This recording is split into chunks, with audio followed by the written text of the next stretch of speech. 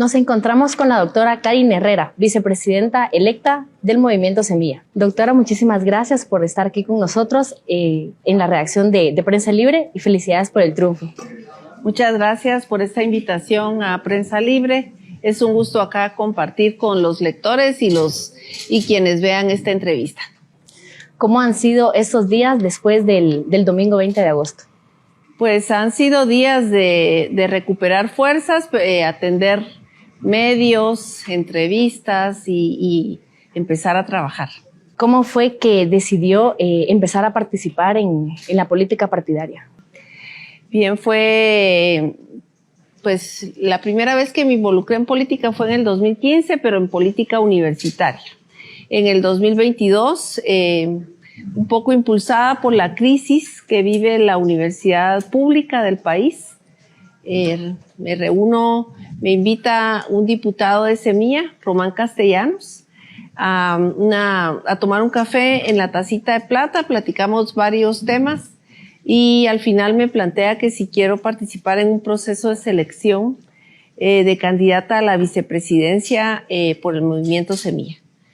Le expresé que sí, en ese momento vi que era como una posible vía para ver si algo cambia en el país, para tratar de recuperar instituciones, para tratar de motivar a otros a que den un paso al frente y se involucren en estos procesos políticos, que es importante que participen nuevas personas con nuevos aires y con las ideas de recuperar el país y luchar contra la corrupción.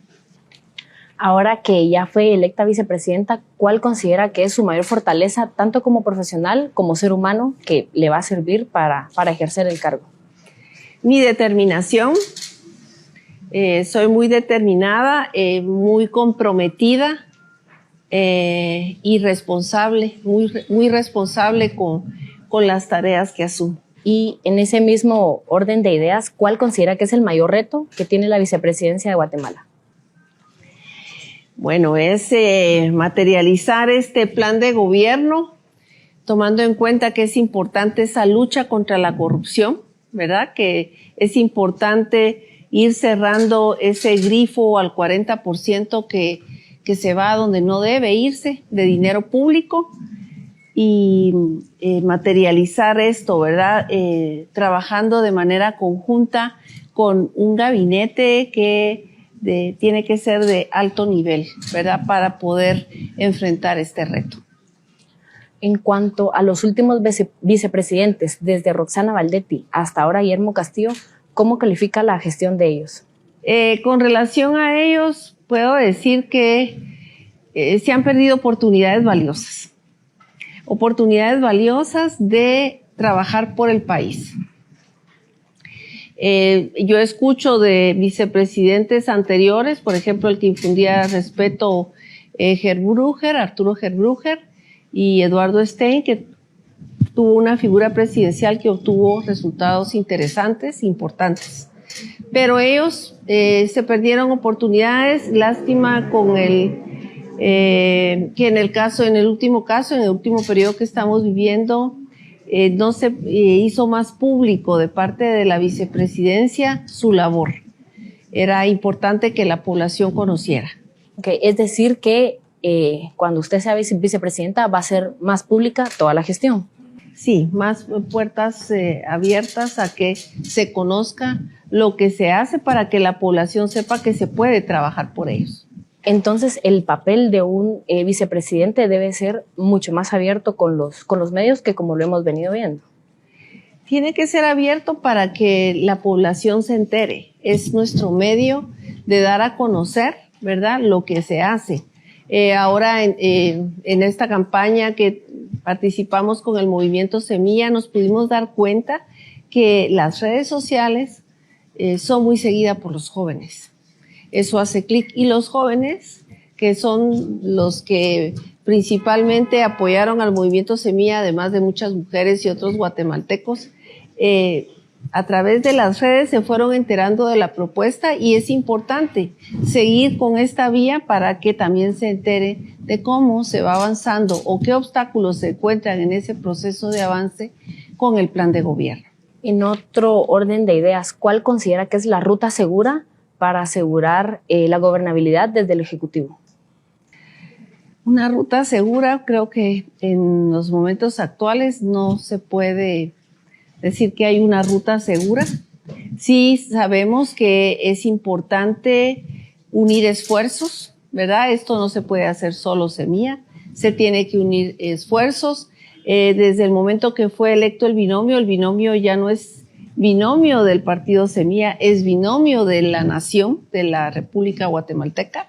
Y esto quiere decir que se tiene que entrar en diálogo con los diferentes sectores, encontrar esos puntos en común que permitan avanzar de manera unida, compartiendo, claro, esos valores, ¿verdad? Esos valores y principios que han sido expuestos por el movimiento Semilla, con el fin de trabajar en pro de la mayoría de la población, principalmente aquellos que durante los últimos años y décadas han estado olvidados y abandonados, excluidos. Durante las últimas entrevistas, Arévalo ha mencionado que es la vicepresidenta la que va a liderar el gabinete contra la corrupción. ¿Cuáles son las primeras acciones que va a impulsar desde este gabinete? Se han mencionado 10 medidas urgentes, ¿verdad? Se tendrá que desarrollar todo el sistema anticorrupción, pero principalmente es en la selección del gabinete, que las personas tengan conocimiento en el área, experiencia, que sean transparentes, que si se les solicita una información la faciliten y principalmente que sean honorables y tengan alta capacidad de gestión. Pero unido a esto, estas personas tendrán que estar comprometidas con lo que podríamos llamar un código de ética o un compromiso ético, con la función que van a ejercer, con el servicio que se va a prestar, porque esto garantiza, consideramos nosotros en cierta medida, ese desenvolvimiento como funcionarios públicos. Vamos a estar atentos a cualquier denuncia. Estas denuncias tienen que estar acompañadas por evidencias. Se va a hacer también estos aspectos, se van a platicar con la Contraloría General de Cuentas y también con relación a la probidad, estos informes de probidad, ¿verdad? Se tiene que hacer todo un seguimiento a cada una de estas de cada uno de estos elementos, además del compromiso propio que tiene que tener el funcionario público. Y aquel que no, o sea, que rompa este acuerdo, lamentablemente tendrá que salir. Y esto significa también lo que nosotros, suena duro la manera como se escribió, ¿verdad? Es la muerte civil, porque se ha perdido la confianza en el funcionario que llegue a incurrir en algunas de estas faltas, por decirlo de alguna manera. ¿Ya tienen algunos candidatos para conformar este gabinete? Estamos en el proceso de valoración de diferentes perfiles, buscando, podría decirse, a aquellas personas que cumplan con los requisitos, que tengan un alto perfil, pero además que estén dispuestos a asumir este reto, ¿verdad? Que es en pro de la Guatemala que deseamos para vivir mejor. Al respecto de las medidas que les otorgó y la Comisión Interamericana de Derechos Humanos, ¿se ha sentido amenazada o intimidada en algún momento desde antes del 20 de agosto hasta el día de hoy? Bueno, hay diferentes, a veces algún tipo de lenguaje que se utiliza en las redes sociales que lo utilizan algunos net centers o que se identifican con nombres que uno no sabe si de verdad existen, ¿verdad? Son personas que legalmente existen, que envían ciertos mensajes a veces que no son ciertos, y uno se pregunta, ¿verdad?, si estas valoraciones, ¿qué fin tienen? Luego, puedo decir que en general no, porque la mayoría de la población ha sido muy cálida, los jóvenes, las familias, pero hay ciertos grupos que todavía se oponen a esta propuesta. Y estos grupos se expresan, a veces ya totalmente, algunos sin ningún nombre falso, en las redes, otros a través de net centers, pues de esa manera a más de alguno no le gusta, ¿verdad? Y tal vez escriben un mensaje a través de Messenger, indicando algo que no les gusta de lo que uno expresa, con palabras que ya empiezan en la descalificación. Entonces, es peces al agua, ganancia de pescadores, ¿verdad? Y bueno, esperando que realmente nuestra seguridad sea garantizada por el Estado y que también sea respetada la democracia y sea respetado el voto que emitieron quienes participaron el 20 de agosto. Que se acepten los resultados como son y que pues esa persecución política cese. No vale la pena. Ahorita yo siempre soy de la idea que todo funcionario público que ha tomado un camino que puede vulnerar la democracia tiene la posibilidad de reconsiderar su rumbo y elegir el camino de la democracia. Y yo esperaría que eso suceda. En esta resolución de la comisión se menciona en uno de los puntos que la Fiscalía contra el delito de la extorsión recibió información delicada sobre la seguridad de ustedes el mismo 20 de agosto. ¿Ustedes tuvieron conocimiento de esto? Particularmente en mi caso no, ¿verdad? Es posible que alguien más del partido o a quien directamente iba dirigida esa información, sí. Cambiando un poco el tema, como científica, ¿cómo va a impulsar la ciencia y la tecnología desde la vicepresidencia?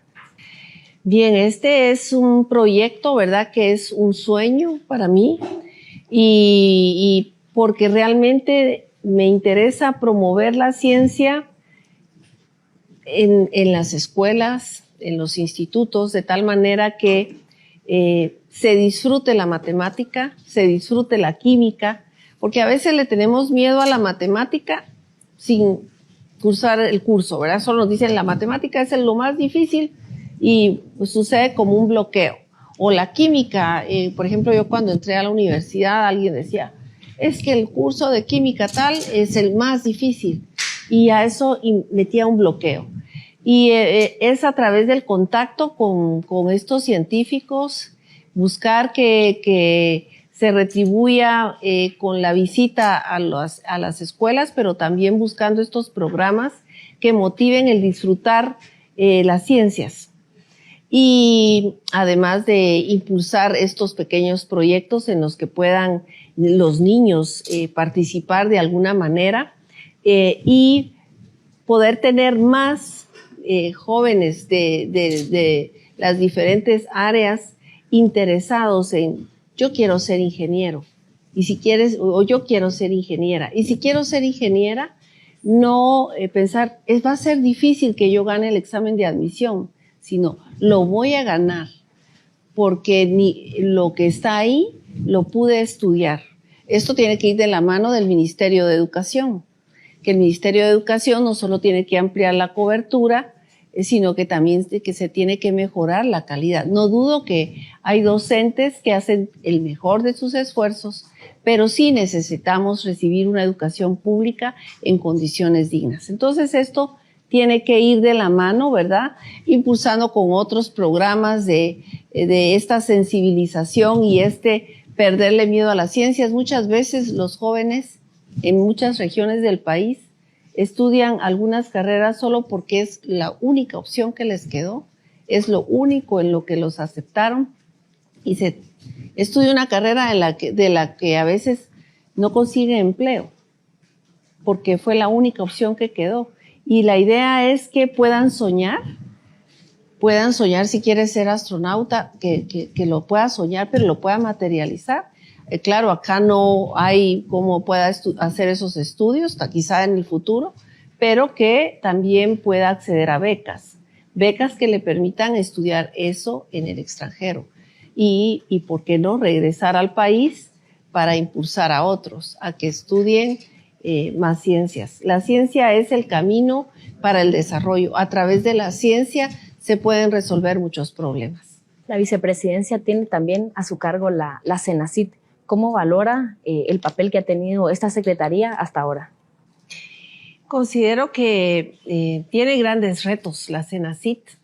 Es importante que cuente con más presupuesto, pero también con líneas de investigación claras que vayan enfocadas a la solución de esos problemas, ¿verdad?, nacionales, pero también aquellas líneas que permitan materializar ideas creativas e innovar.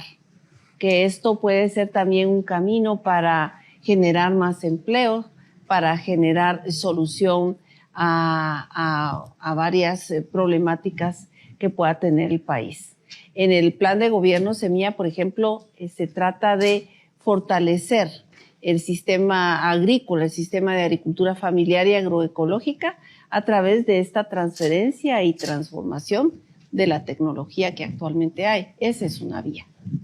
En cuanto a la desnutrición, ¿qué acciones puntuales son las primeras que se van a impulsar?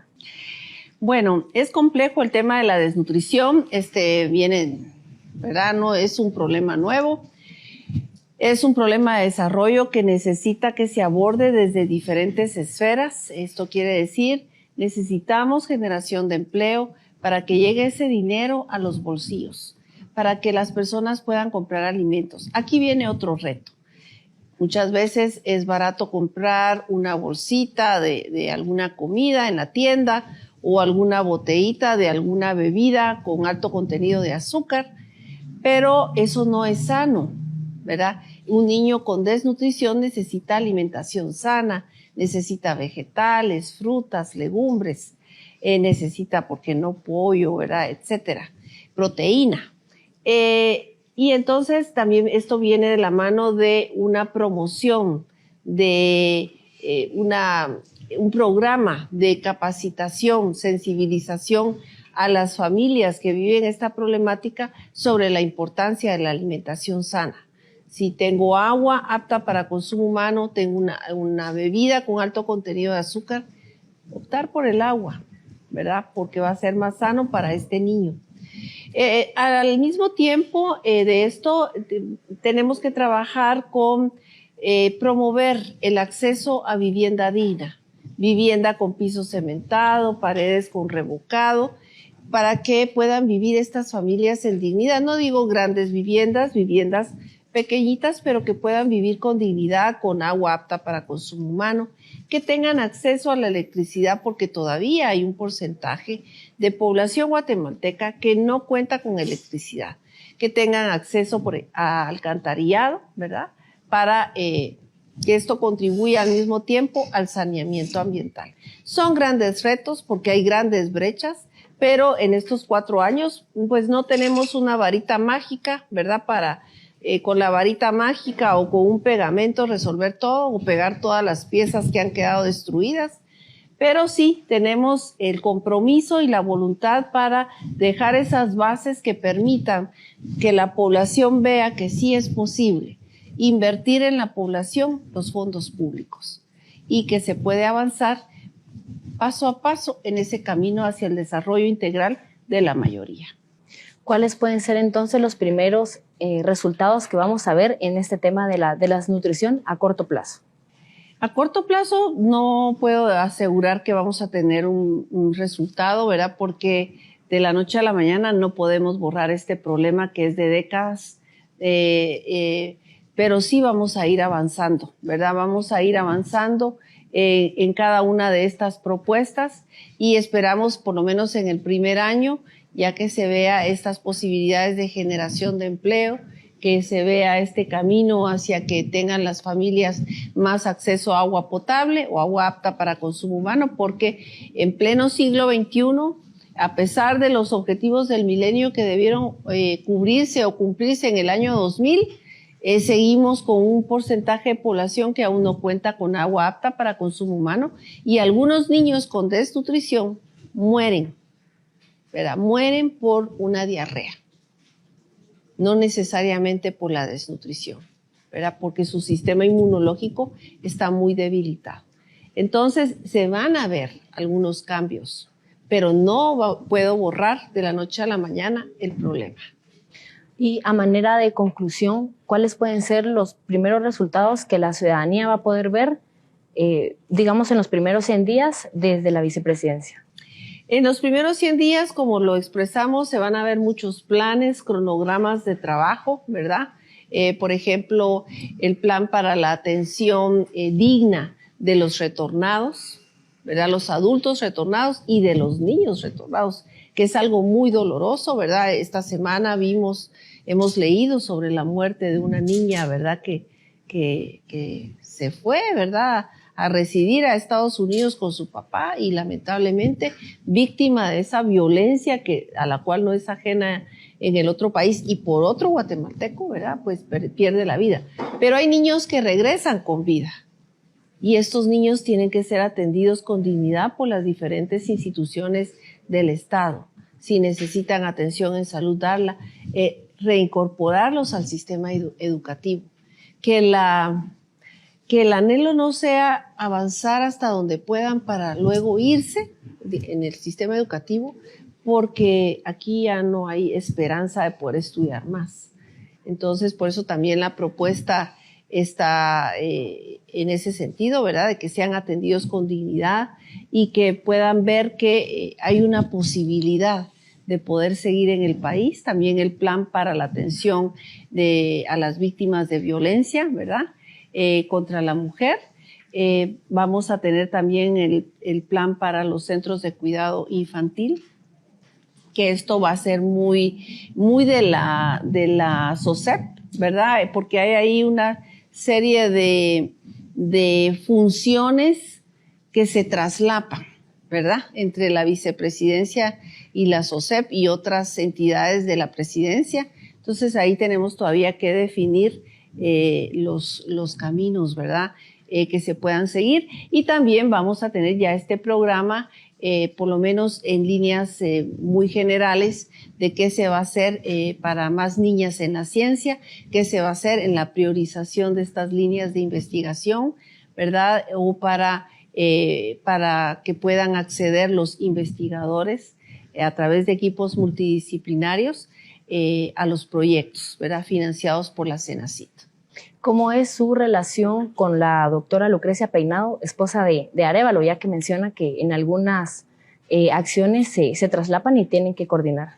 Ella es una relación muy cordial, ¿verdad? Es la esposa del presidente, y ahorita que hemos estado analizando el organigrama y viendo las funciones de cada secretaría, es donde hemos visto, bueno, si esto está aquí, pero también está por aquí y también está por acá, hace falta como ordenar algunas cosas, que así ha venido funcionando el Estado, ¿verdad? No es nuevo.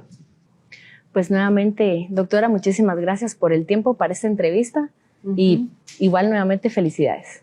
Gracias a los lectores y a quienes nos ven en Prensa Libre. Ha sido un gusto compartir este espacio con ustedes.